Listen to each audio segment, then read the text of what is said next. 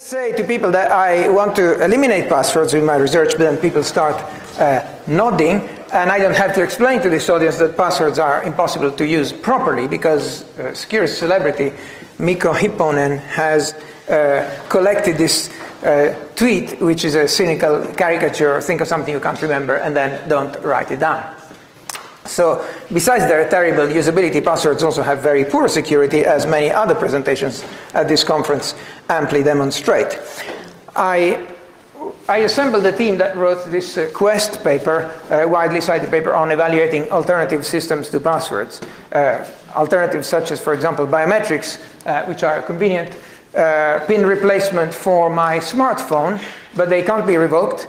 They can't be used across a network and in an unsupervised fashion, and they are not privacy friendly. What about graphical passwords? Graphical passwords leverage our visual memory, but no memory-based system can ever scale to hundreds of accounts. So if the proponents of any system that is memory-based say that it should only be used for a master password, then the rest is dealt with some kind of single sign-on system, then they are not solving the problem with a memory technique, but with a single sign-on system. Single sign-on systems are great, but if they are in the cloud, then like the Facebook connector stuff that's been mentioned earlier, then goodbye privacy, because the single sign-on operator is necessarily aware of when and to whom you ever authenticate. So a single sign-on system could also be local. If you want both convenience and privacy, you need an SSO that is under your control, like a local password manager, for example. And this is why we developed PICO, which is essentially a password manager or single sign-on system which lives in your pocket. It's designed to be privacy protecting and better than password in both usability and security. Its central design criteria is that you shall not have to remember any secrets in order to authenticate, not even just the master one. So there's a video on our webpage from 2013 that some of you may have already seen. In this newer video from 2015, here's how our current smartphone-based prototype of PICO deals when replacing web passwords.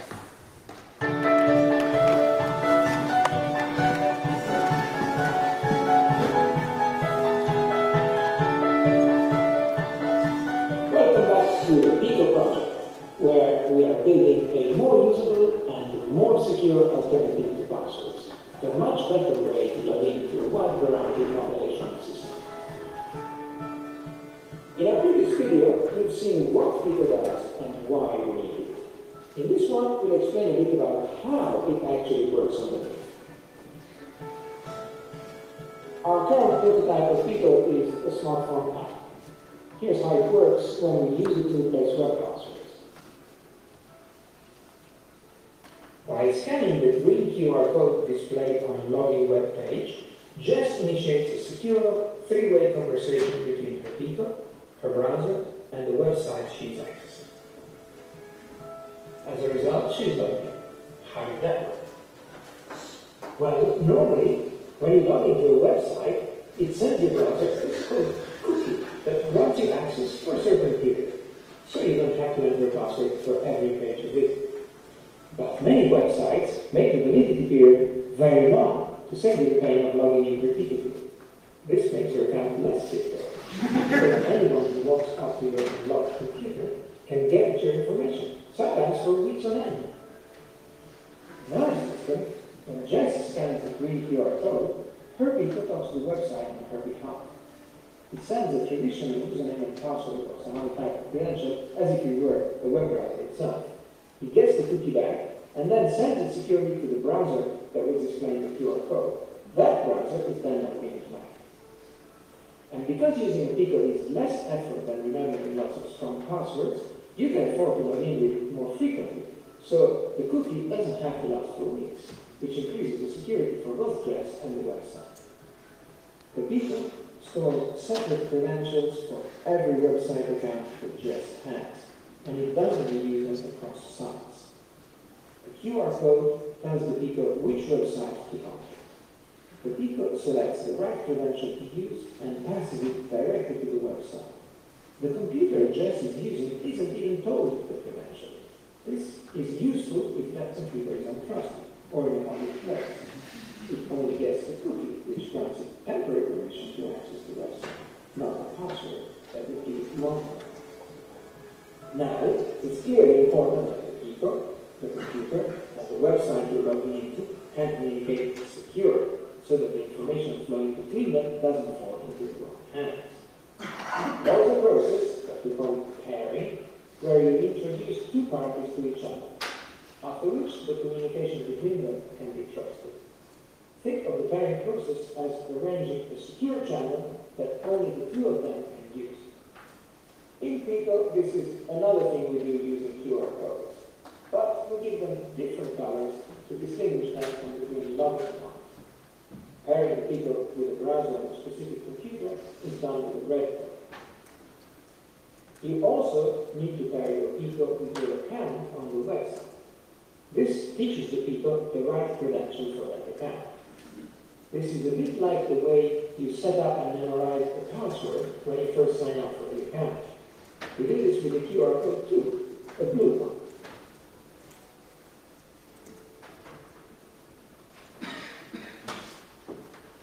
The red pairing only needs to be done once for each computer you use. The blue pairing once for each website account, as you would have to do with the password manager. Once you've done your pairing, you don't need to remember or type any more passwords. To log in, just scan the green QR code. But websites will only display a QR code on their login page if they offer native PICO support. What about all the others? For sites that don't support PICO yet, we wrote a browser plugin, the PICO Lens, that allows your PICO to work with websites that only accept traditional usernames and passwords. When you go to the login page of one of these sites, the Lens automatically detects this and shows you a QR code.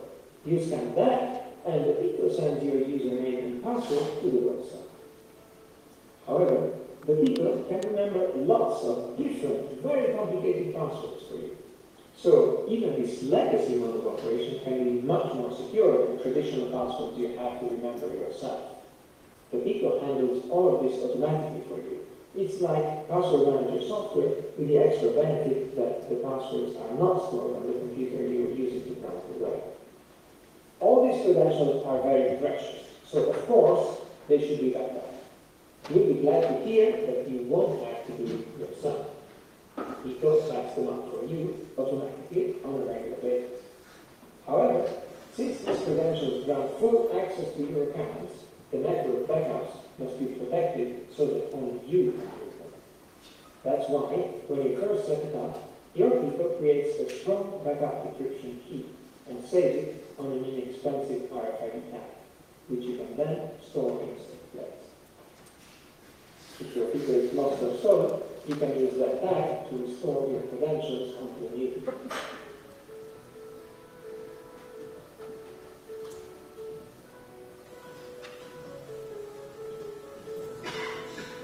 In this video, we said lots of things about how things work, but remember that in everyday life, all of this is hidden, and all you need to do is simply scan the green QR code and go.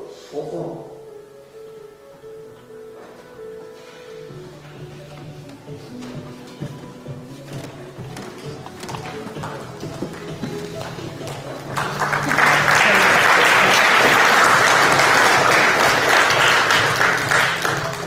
So thank you for this.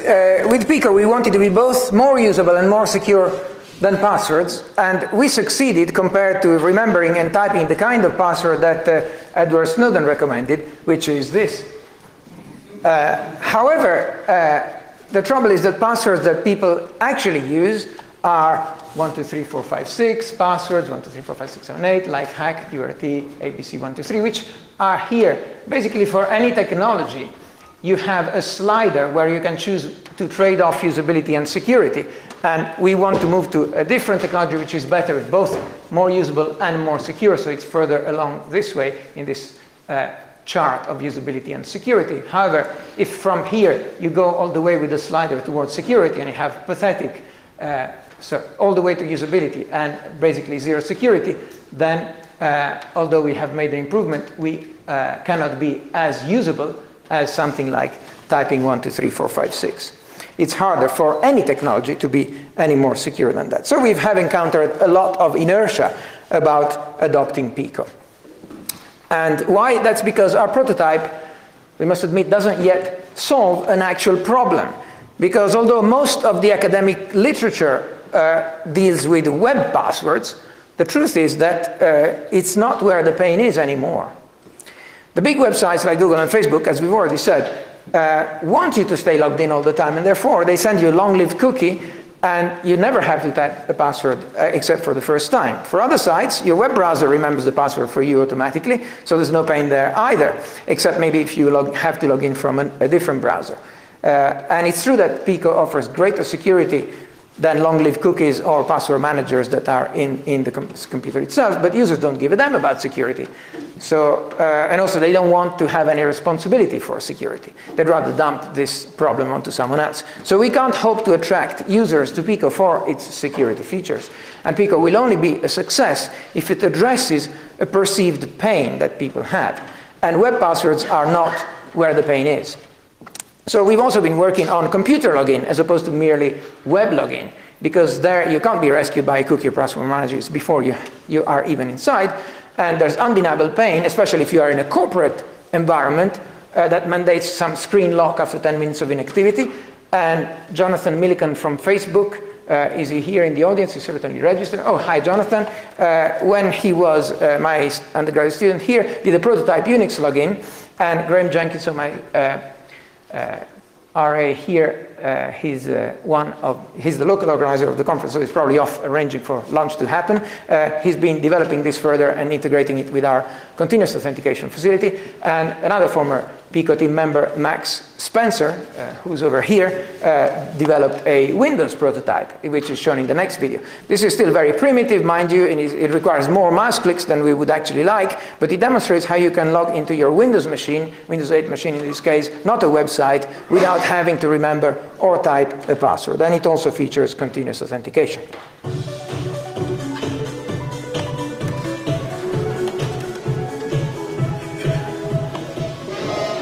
What are you going to show us today? I'm going to show you PICO Windows unlocking prototype. So the Windows 8.1 machine here, Android phone, we've been working on a prototype that allows the PICO emulation on the phone to unlock this computer and lock it again when you walk away, which is cool to do.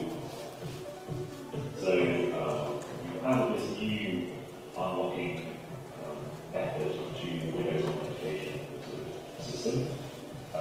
If we click the submit button here, it says your PICO is not present, which means that the PICO associated with the test user account isn't currently connected and continuously holding your authenticated user. Okay.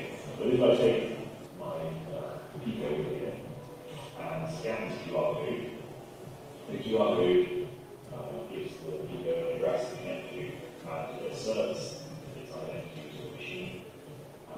Now when I click submit, we get in, which is unlocked. So we can see here that there's a little PICO lock utility started up when we log into the machine, and it's trying to block up when PICO is no longer present to keep what you're working on in session secure. And if I pick up my PICO and walk away from the machine, it locks automatically.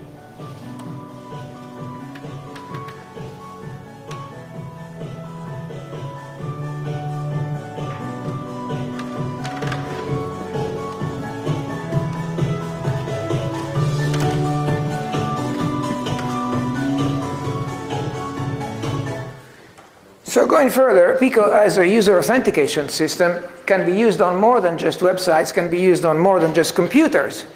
And how can PICO unlock the Internet of Things? Undergraduates Alex Dalglish, whom I believe is in the audience over there as well, and Agnes Cameron, whom I don't think is, interned with us last summer to explore this thread.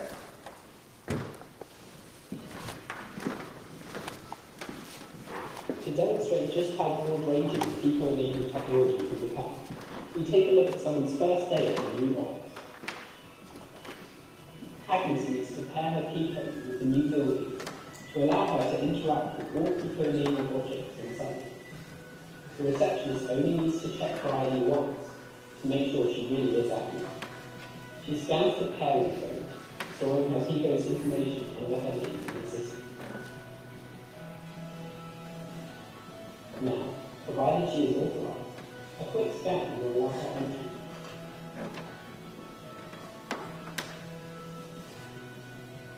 There are still some aspects of the building that haven't been PICO enabled. Watch the paved passwords in action.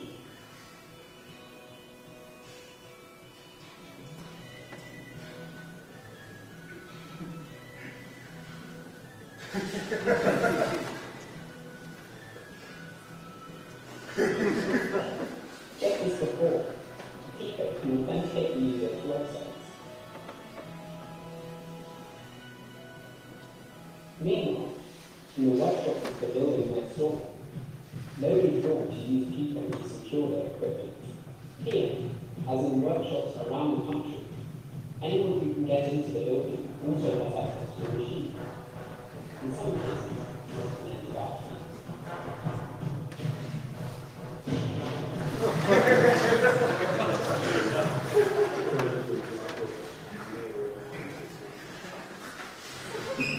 This authentication from the operator's PICO ensures that dangerous machinery can only be operated when those authorized to use it are nearby. When they leave, the machinery dies, creating an effective safety function.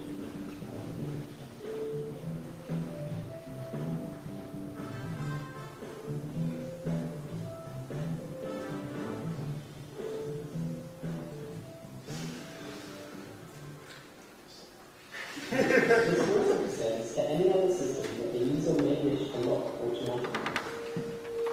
Back in the office, Agnes is about to get a coffee.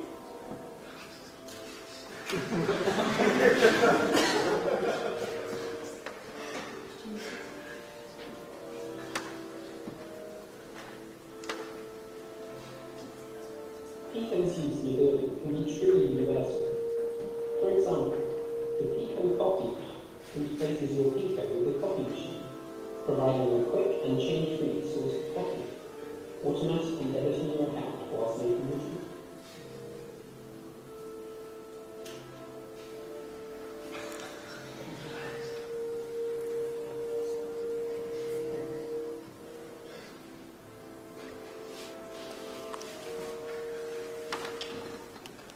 However, whilst Agnes is away from her desk, a flaw in the door system becomes apparent.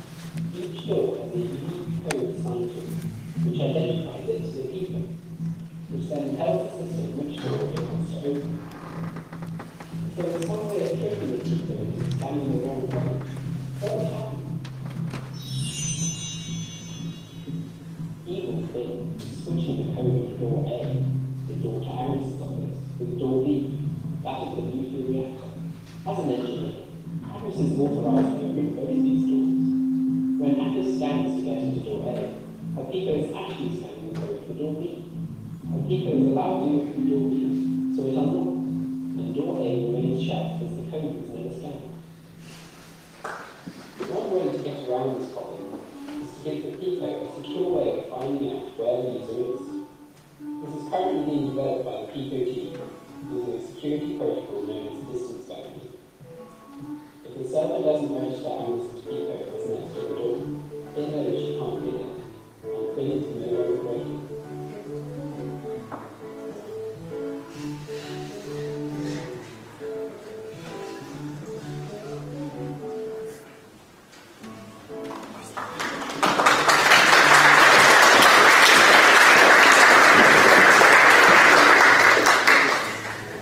So, as you go out, ask my other associate, David Llewellyn-Jones, who's also in the audience, I believe.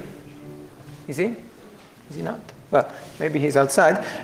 He's got a live demo of the board with the little doors that open as you scan the PICO, and depending on your level of authorization, you may or may not be able to open the nuclear reactor door. David also has another poster. I don't know if he also has a demo up. One of the reasons why people may not want to abandon passwords even if we provide a newer technology is because a password can be given to someone else even if the rules disallow you from doing that. And a parent may give a PIN to their teenager and to tell them to go and buy some groceries. And if a new and a more secure system prevented these kind of misuses that people do find convenient, then it would not actually be welcomed. So we are also exploring ways that we can offer delegation with PICO, and you have different architectural options depending on whether the verifier cooperates, on whether you're doing behind his back, doing it in a transparent way. The disadvantage of telling someone else your password is, of course, that it's hard to limit the rights that you are granting to the other person, or to revoke them if the delegatee misbehaves. They might even lock you out of your own account. And with PICO, instead, we want the parent to be able to delegate use of the bank card, for example, only for that afternoon, or only for a spending limit of £30 and so on, and this is what David has been working on.